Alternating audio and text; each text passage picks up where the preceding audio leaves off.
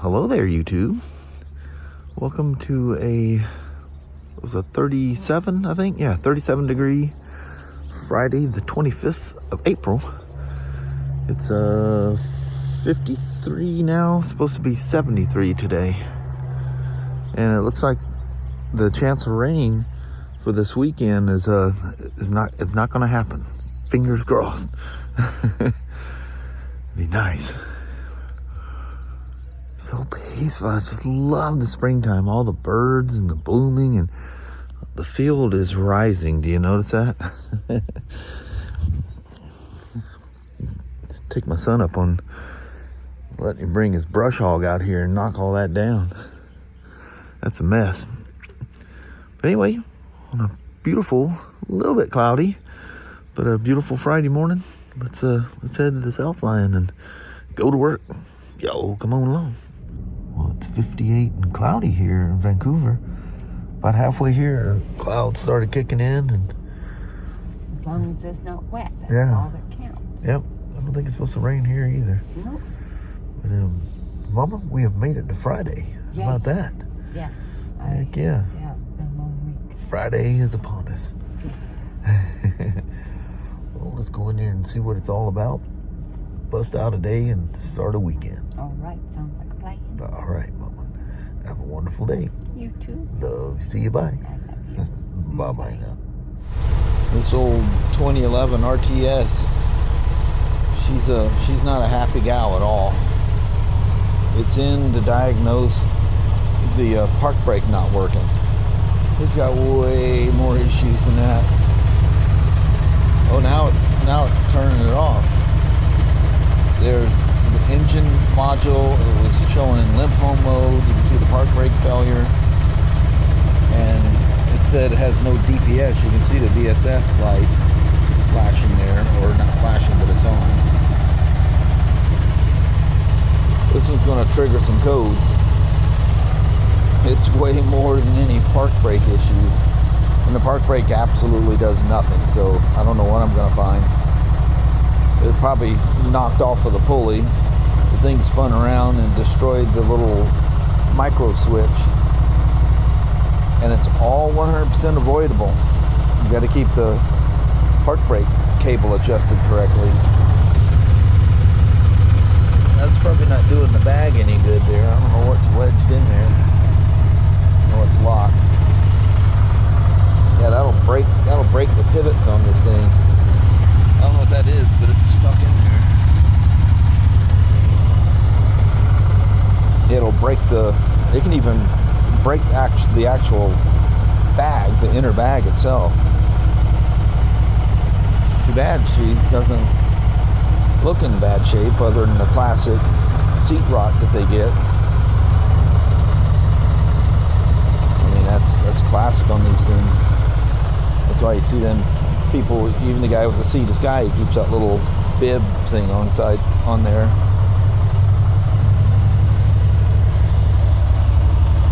These seats will eat themselves. See, they had some aftermarket armrests. That's all you had at the time, back then. Same with the backrest, armrest, backrest.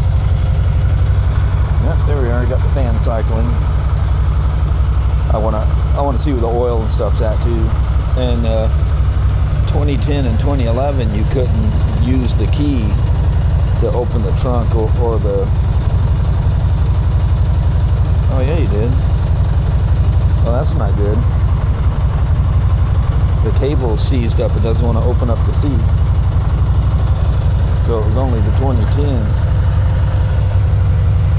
that you couldn't open the seat or the trunk with the engine running. You had to turn the engine off.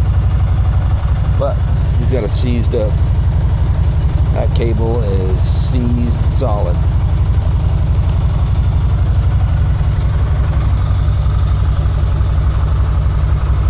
Got some aftermarket, some old generation Harley floorboards mounted to some kind of a bracket.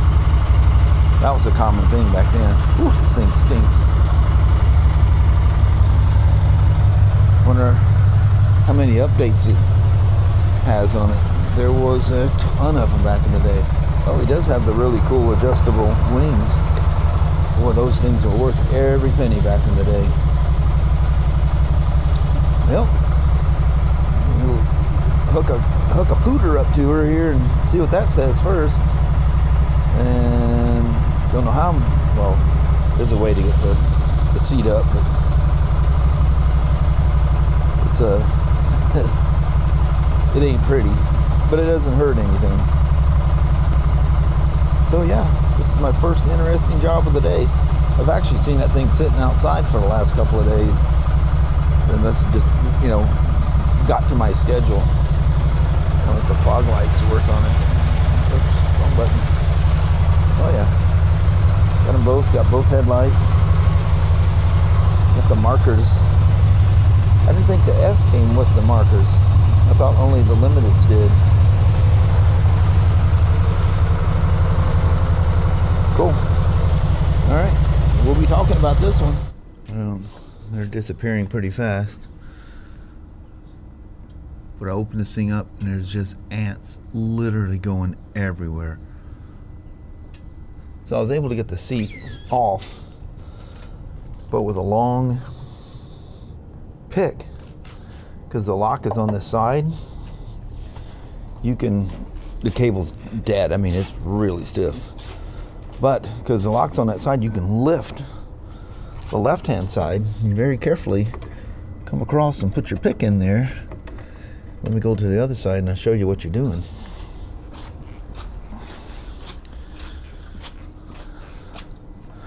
My squeaking shoes. So you come along with that pick and you grab that cable and you can yank that cable and it will pull the lock. It just needs to move just a little bit to unlatch that thing. I think I was actually coming through, if I remember right, I think I was getting a hold of the switch. Oh, I'm not even pointing the camera. Hold the switch and pulling it. Maybe that's what I was doing. I think I've gotten away with grabbing the cable too. Yeah, because that pulls it too. But there's a way to get in here. And there's a way to get into the front trunk.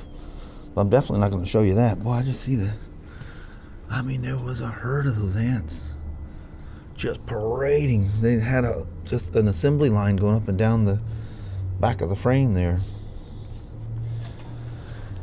But I'll hook her up to Bud's here and see what kind of crazy codes we got there. The park, it doesn't seem to even want to try to order it. That's what, oh, there she goes. Yeah, do you hear how long that thing ran? And it shows us, well, that light can flash whether it's in or not. So before I touch that again, I need to pull that right-hand cover off and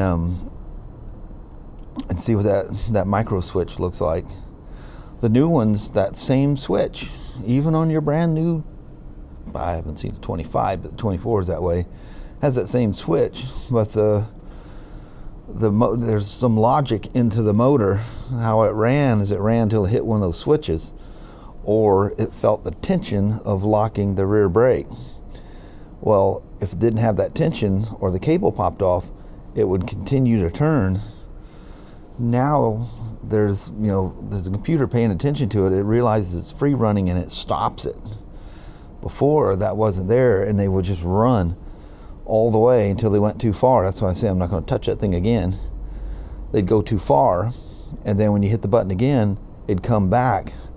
Well, the switch has a ramp going forward, but at the back side of the ramp is a sharp, I'll just show you. Well, it'll come back and it takes that micro switch and just wham, it just rips the little miniature arm right off of there. And it's crazy expensive, that stupid switch.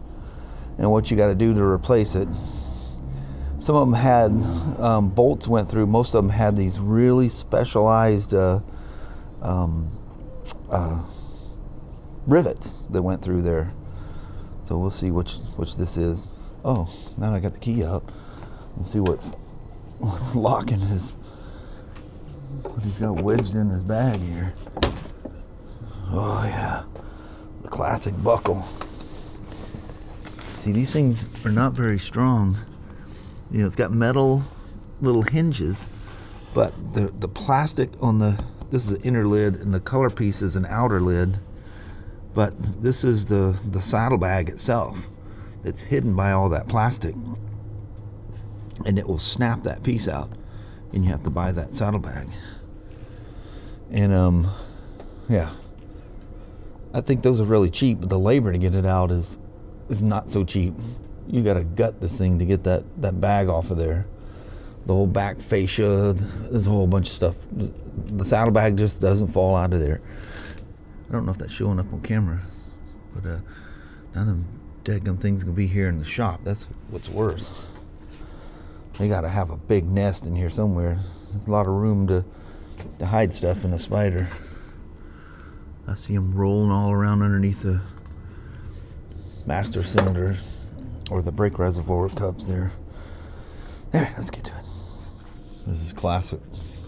See that little dip switch right there? That's supposed to have a pin coming out and touching that. And the little arm is completely rolled up. Isn't that crazy? It's rolled up like a taco. So, in theory, if the cable gets so loose, this pulley will come around, and then this notch here will hit that switch, and it should stop. But due to lack of maintenance, severe lack of maintenance, it's so loose, it's not making it that far. It never makes it that far. I mean, you'll see the thing never touches. I mean, they had a good theory, but it never worked. The cable literally can't go that long to touch that I've ever seen. The cable's free and moving. It was just out of adjustment. And when it's out of adjustment, the pulley loses its spring tension. And the fact that he is probably about a stop or two from being metal to metal on those rear pads.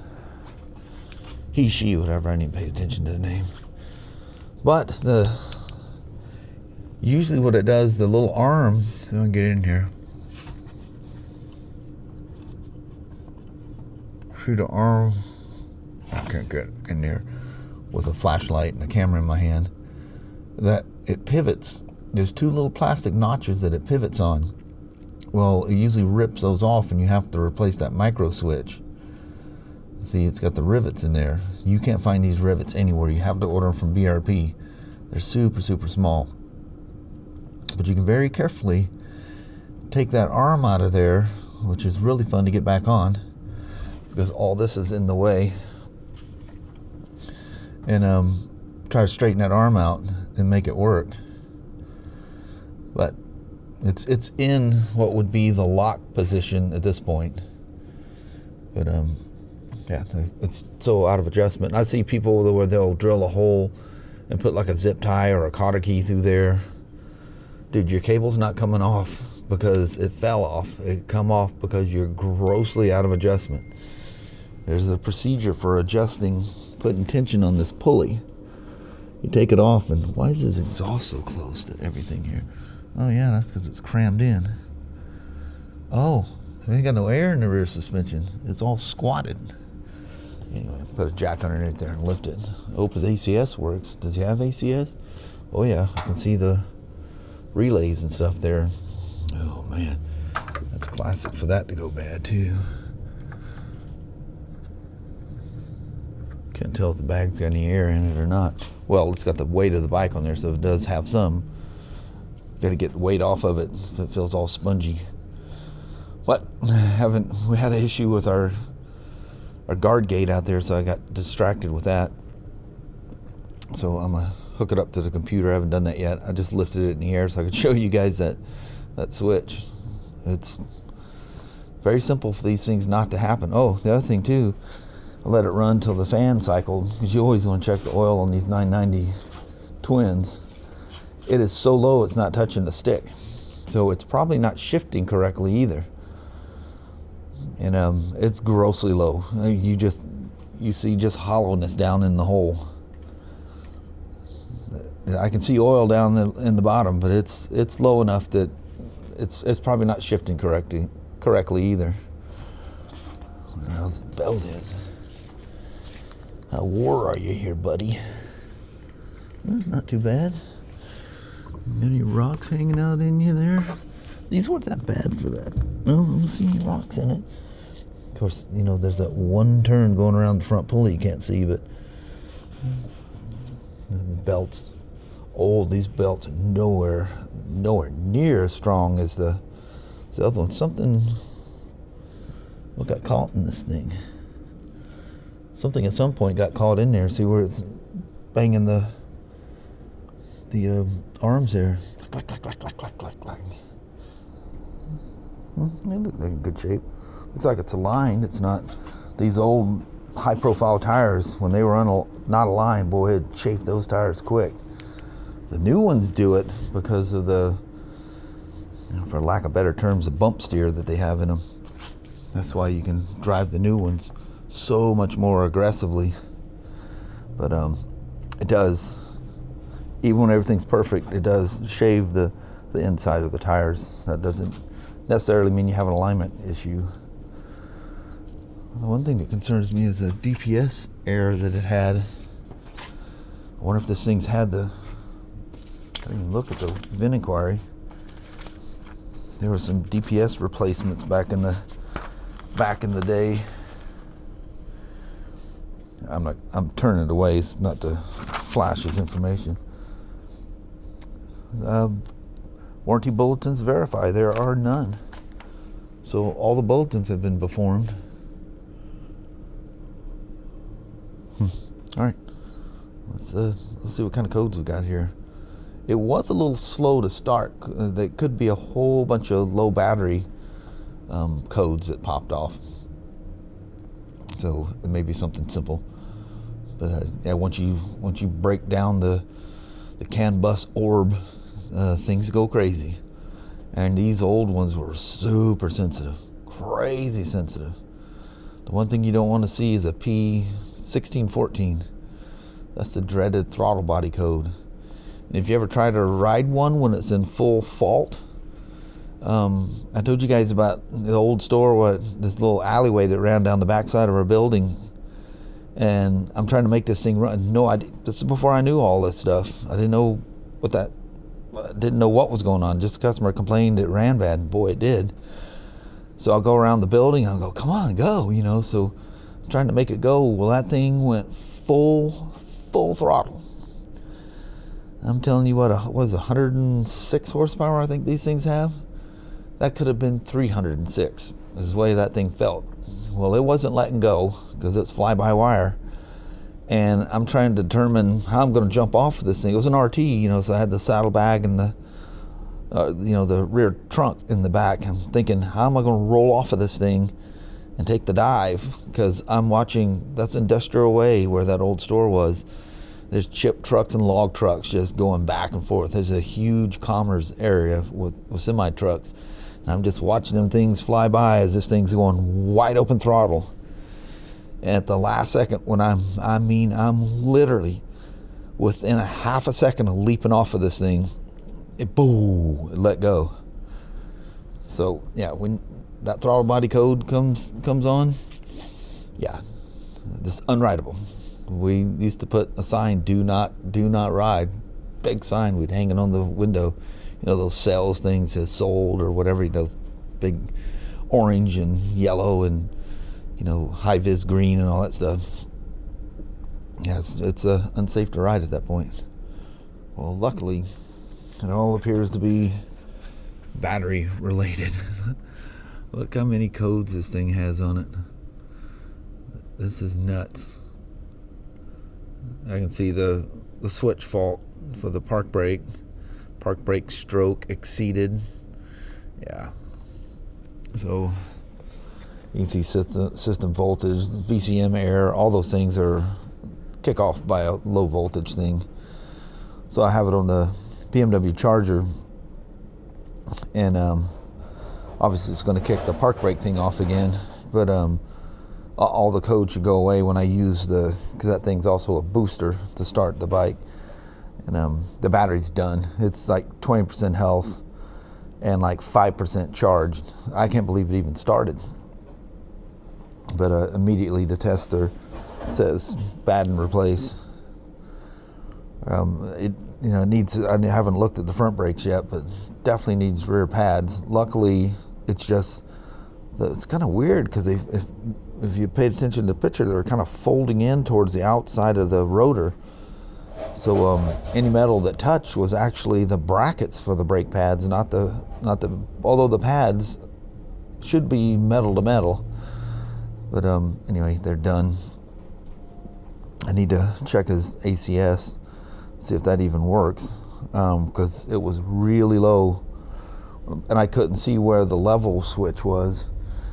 Actually, I can go in there and the old buds here, that's the original buds. I can go in and run the pump. But I mean, ACS pump, I would say a full service. He's wanting to know, how much to replace the spark plugs. It's not running like it needs plugs, but when was the last service done? So let me clear these codes, and I need to make up a list of stuff and what he's going to need, and do some digging around, look at pads, and that brake fluid doesn't look good in there at all. I'll test the brake fluid and see what it's coolant. Run a little test strip down the coolant bottle there and see where he's at there. He just, stay out. If you find one of these things used, they're usually dirt cheap. Walk away. No, I don't care what it looks like, how it sounds when it runs. My advice is walk away. Walk away, or it's going to be a financial burden. Let me go back in here. What do we got? There's only a couple of P codes, and that was related to the brake. The rest of them, there's a P up there, a P. Oh, that was the system voltage. Yeah, no 1614, so he's good there. But yeah, not worth taking a risk on these things. Absolutely not worth taking a risk. Can't get parts for them. No dealer wants to work on them. We're the only dealer I know that takes these things in. And it usually ends in heartache. And the worst thing is, we get a bad rap because the cost is high and they think we're ripping them off. They get these things for a song and a dance, and the dealership is trying to rip them off. Nope. It's just what it takes. Time, time costs money, and that's what service is time. We're selling time. I just sell the time it takes. I'm not trying to, if it was a bunch of services and stuff like that, you get through those a little quicker than what it pays, and those are a pleasure. There's just kind of a set time on those things, and but doing maintenance, and I figure out what the time is, a real time, and that's what I ask for. I don't fluff and buff nothing, and we gotta stick. It's based on flat rate, so we can't fluff and buff either. We bump it a little bit because flat rate is unrealistic time. And you guys that are technicians or current or past, you'll know exactly what I'm talking about. Can't make it. Nobody can make it. That's why the largest turnover of employees are BMW technicians. And they even tell you right in school that you need to have your technician either on a salary or hourly, because they'll leave because you can't make any money on it. The flat rate is that bad on BMWs. Because BMW doesn't want to pay anything. They're all cocky. They think their bikes don't break. Well, I'm here to tell you, firsthand experience for 9 years, they do definitely break. And it's really expensive when they do. I do have to give him kudos. He's almost at the perfect RPM range. He's 51.4% at that 4,000 and above. But yeah, that's good. They want to see that green column. You want to see that at 61%, and he's 51.4. So that's way better than what I see most of them. So that's awesome. Did I mention that the gate won't close? We gotta physically close it. This is Brian and his incredibly cool 23 F3. Is it limited or a T? It's just a T. Okay. T is a good way to start. So we've been out here just laughing and cutting up. He's done all kinds of incredible mods to this thing. He comes through here, he goes, the gate was open. I said, come on in. That's a beauty. Look, you know those floorboards I put on that white 25T model. Get my gimbals going funny, I'm pointing the wrong way. I didn't know they make the rear ones. And it has floor lights on it. That's pretty cool. Brian says, I'll be in the video. Great day. Man. So I come out here, and the first thing that caught my eye is the Spyder naming on the tires. And I go, wait a minute, those are Kendas.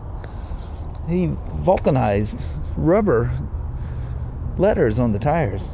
Is that cool or what? He says he's used up about everything off the Sling Mods catalog. Just about. Just about. But I thought you guys would appreciate this beauty. Man, that thing is clean. Color match seat and all that stuff. You guys want to go share, or I mean, like his Instagram there. There's his info. That's cool. Oh, you gotta check out the spider webbing on here. See if I can make the camera show this up. Looks just white, right? Look, it changes in the. Oh, I'm not gonna get the right angle. There we go. If the camera's picking that up. That's cool. Anyway, thought you guys would like that. Well, hello there, YouTube. Thought we'd try. I just like that look in the mornings. I'm looking across the backyard there and Sasha walking around, Annie in the background. Well, let's do the goodbye from out there for a cozy change. back here. I like Yeah, it back here. cozy. We'll be the little bistro table thing will be all in tune here pretty soon. Oh yeah. Actually, she's comfortably come out here now. I know it. But anyway, that's a fun day at work. Old Spyder. It's not terminal by no means, but she's gonna need a little love here. Excuse me, here and there. And Brian there at the end, man, I haven't had a good laugh like that in a while. He's a character. That was a lot of fun. And it was crazy. That gate was open and people just kept rolling in, you know. Pickup trucks come in, they back out like, I don't think I'm supposed to be in here or something, you know. It's weird, that gate's always closed, and as soon as it's open, people go, oh, let's drive in. Yeah. But I'm glad he drove in with his Spyder. He goes, well, the gate was open. That was cool. That was a fun conversation. He's got some piddly things he's gonna have done to it here pretty soon, and I think a service is coming up or something. But, yeah, that was a lot of fun. So I said, do you mind if I take a picture? I think he goes, yeah, I want to be in the video. I said, you want to be in the video? Sure. I go, hold on, I'm gonna grab because all I have is a little mini that doesn't take the best pictures. So I grabbed my little Osmo pocket and went out there and chit-chatted. Very good. Real quick, you know, just a little flash thing. But anyway, that was a fun day. I asked Mama on the way home, she goes, I was crazy busy, huh? Oh man. Yeah, my sorry. mind is still all mushy. Yeah. But anyway, it's Friday. The weekend has already started. Yes. I was sitting there, I was watching some video about something and just nodded off. Like, oh my God, I gotta get out there before the sun goes down. But on that, we're gonna roll. Alrighty, well, thank you guys so much for watching. We really do appreciate it. We will talk to you tomorrow. Same smoke time, same smoke channel. Don't forget to give it a thumbs up. You guys have a wonderful Saturday or Sunday. Heck yeah. All right. We'll see you tomorrow. See you tomorrow. Bye-bye now.